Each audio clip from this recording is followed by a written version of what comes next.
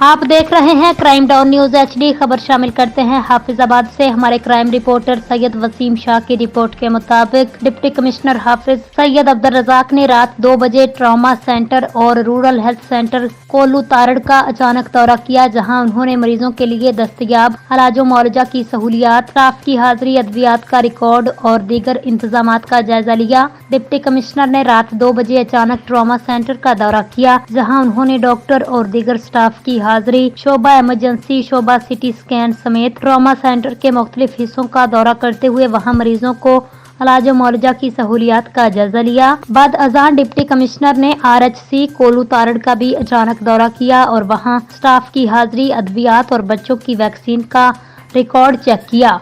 Deputy commissioner ने अस्पताल में मरीजों को दी जाने वाली तिबी सहूलियात और मुख्तलिफ मेडिकल आलात का भी जायजा लिया। डिप्टी कमिश्नर का कहना था, मरीजों को इलाज मुआवजा की बेहतर और बर वक्त सहूलियात की फराहमी हुकूमत की अवलीन तरजीह है। इसमें किसी भी किस्म की कोई गफलत या लापरवाही बर्दाश्त नहीं की जाएगी।